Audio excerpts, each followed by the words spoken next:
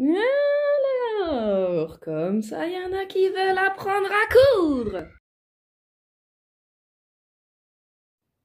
Alors aujourd'hui, on va faire les poches prises dans la couture comme on va voir dans cette image.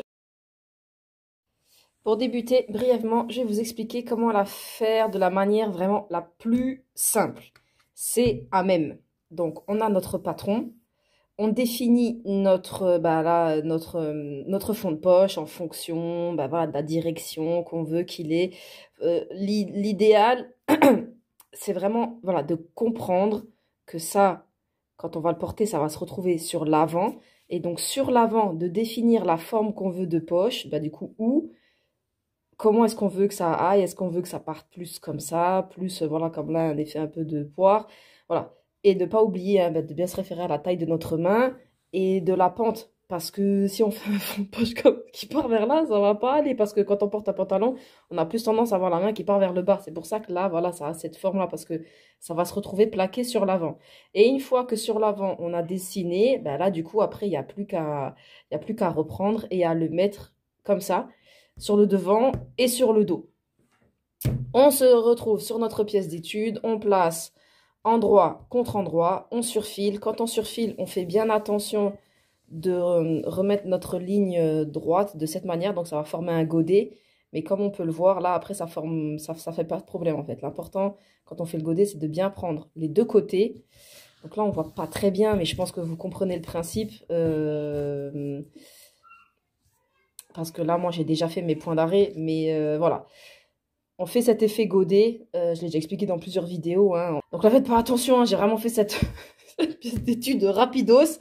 Le but, c'était pas de faire un truc super beau, super génial, avec une forme établie, des lignes travaillées, c'était juste pour faire comprendre le principe.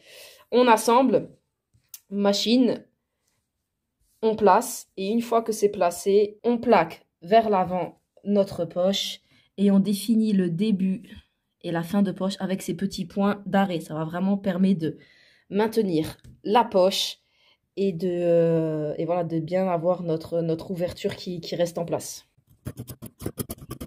Quand on ne la fait pas à même, je vous conseille quand même de mettre sur les coutures côté 2 cm. Et sur le haut de notre côté devant et dos, après vous pouvez partir en mourant hein, et revenir à 1, mais de mettre 2, comme ça franchement ça permet d'être un peu plus large au cas où s'il y a un problème au niveau de la piqûre de surget, ou voilà, ça permet d'avoir une petite marge en cas de petits trous faits sans faire exprès avec la lame de la surjeteuse.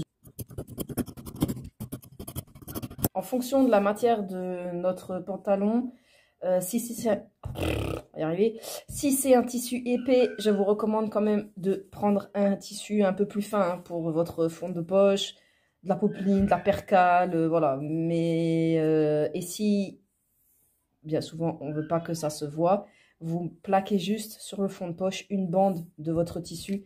Comme ça, lorsque votre poche s'ouvrira légèrement et tout, on ne verra pas la différence de différence de tissu. On débute le montage. Donc, c'est une pièce d'étude, mais on comprend bien que ça, c'est notre derrière, notre dos de pantalon. Ici, notre devant. C'est un fond de poche qui ne se prend pas dans la ceinture. Donc, on est vraiment que sur le côté, ce qui permet de garder l'esthétique, de garder la ligne esthétique du vêtement, tout en conservant l'utilité avec une poche.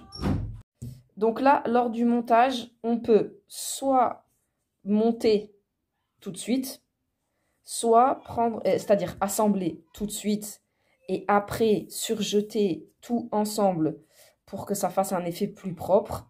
Mais si vous ne vous sentez pas à l'aise, parce que comme je vous ai dit, après, une fois que c'est assemblé, il faudra venir réussir à surjeter ici sans abîmer les tissus et tout, ni les valeurs de couture. Vous pouvez très bien tout surjeter, tout surfiler tout seul. Comme ça, tout est propre et il n'y aura plus qu'à faire le montage. Ça, c'est un choix hein, qui peut se faire quand on débute et qu'on veut vraiment être à l'aise et qu'on n'est plus qu'après concentré que sur l'assemblage. Donc là, moi, je vais vous montrer l'autre manière de faire parce que c'est un peu plus, on va dire, complexe que de tout surfiler et après assembler. Mais c'est une réelle option que vous pouvez appliquer. Hein. Donc là, comprenez bien ce qui se passe. Nous avons notre côté devant. Nous aurons notre fond de poche avant. Du coup, sur l'envers, donc on sera envers contre envers. Ok? Donc, comme nos coutures vont se retrouver sur l'intérieur, ça fait que l'on se retrouve endroit contre endroit pour assembler. Ce qui fait que on sera comme ça. Donc, nos premières étapes de couture vont être de plaquer endroit contre endroit, fond de poche devant avec le devant et fond de poche dos avec le dos. En respectant bien évidemment les repères de notre patron qu'on aura marqué ici, début de poche, début de fond de poche, fin de fond de poche. Ok? Là, ce repère de patron, c'est intéressant du coup de le mettre avec valeur de couture. Après, faudra juste sinon faire attention à respecter nos valeurs de couture. Mais ces repères-là sont toujours plus intéressants à mettre avec valeur de couture parce que ça facilite grandement le montage. Il n'y a pas à réfléchir, on se repère à nos repères et paf paf, on place, on assemble. Donc voilà, j'ai assemblé mes fonds de poche. On va plaquer nos fonds de poche. Donc là, nous avons nos valeurs de couture. Et on sait que ça va se retrouver de cette manière. D'accord? Du coup, ici, on va juste respecter nos valeurs de couture. Donc là, on sait que ici, ce sera un endroit où on va assembler. Hop, on va se mettre là. On va descendre un peu plus bas. Parce que vu qu'on avait dit que c'était 2, donc pour ceux qui ont 2, ce sera 2. Là, moi, du coup, je ne l'ai pas fait. Mais si vous, comme je vous ai expliqué en préambule de la vidéo, ça peut vous aider, faites-le. Donc ici, on va plaquer pour que ça ne bouge plus en fait. Vous voyez? Donc on va descendre parce que là, on sait que ça va venir se rejoindre et que là, on va assembler aussi nos fonds de poche. Donc là, on va plaquer à partir de là en fait. Ce sera vraiment une surpiqûre nervure qui ne se verra pas sur l'endroit. Typique aussi des poches à l'italienne. C'est un petit peu le même principe que les poches à l'italienne. En veillant bien à s'arrêter ici avant nos valeurs de couture d'assemblage de fond de poche. Ça y est, c'est assemblé. On a notre devant, notre dos, où c'est que surpiqué côté fond de poche. On positionne maintenant endroit contre endroit. Et on va piquer en rejoignant bien nos valeurs de couture précisément. Tout le tour, on va assembler et on va surfiler. La seule chose à laquelle il faut bien faire attention, c'est que là, ici, ça se plaque bien et qu'on fasse bien correspondre nos coutures côté. Et que là, on aille bien jusqu'au bout et qu'on reste bien placé comme ça, que ce soit vraiment bien mis en place.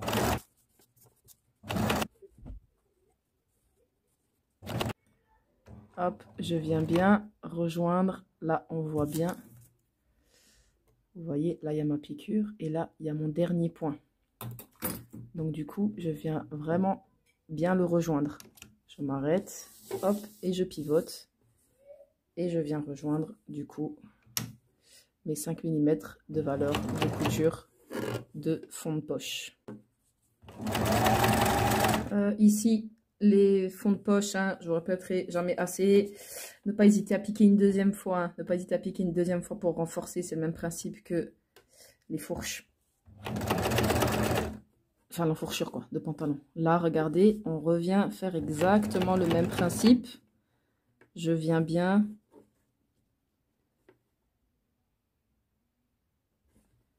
rejoindre ma piqûre. Hop, en laissant ma valeur de couture pour rejoindre ma valeur de couture. Et je monte. Maintenant que tout est mis en place, avant de surfiler, hein, on check, on voit si tout se met bien, si là on est bien raccord, si en bas aussi on est bien raccord, qu'il n'y a pas un petit effet qui dépasse, que là aussi quand ça se met en place, hop, on voit bien que tout est propre. Les lignes sont respectées, on n'est pas comme ça, on n'a pas des lignes qui partent dans tous les sens. Là, voilà, on voit bien que même sans repassage, sans rien, ça se met tout de suite en place. C'est qu'on est bon. Quand ça, cette étape-là de vérification qualité est bien checkée, hop, on va vraiment tout surfiler en une seule fois, en veillant bien à ce que toutes nos valeurs de couture soient bien au même, au même niveau. Parce que si là, admettons, j'aurais un décalage de, je sais pas moi, 4 millimètres et que je me réfère à ce beurre au-dessus qui est plus grand, il est fort possible que du coup le bas après ne soit pas bien pris. Il faut toujours bien checker qu'on a bien respecté, que tout est au même niveau et après, hop, on y go. Parce que même si on a la lame, il y a des fois, ben, on l'utilise pas parce qu'on se dit, ah ben c'est bon, je me mets au bord et après en dessous, vous voyez, ben, on sera pris qu'à 1 ou 2 millimètres et notre surfil du coup dessous, il tiendra pas. Et au bout de quelques lavages, hop, ça sautera et là, le tissu se retrouvera à...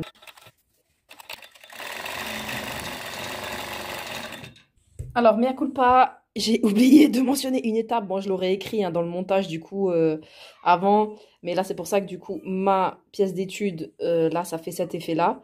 Parce qu'en fait, avant de commencer le montage, il faut surtout pas oublier de surfiler nos côtés devant et droit, devant et dos tout le long là. Parce que ça laissé comme ça c'est inenvisageable. Je suis vraiment désolée, c'est parce que je suis sur une pièce d'étude. Ce qui fait qu'après, du coup, quand on fera ce surjet là, hop, eh ben, on le rejoindra en fait. Et il sera l'un sur l'autre sur quelques centimètres, ce qui fera que ce surjet là sera donc bien enfermé en fait, bien pris et on sera bien propre devant et derrière quoi.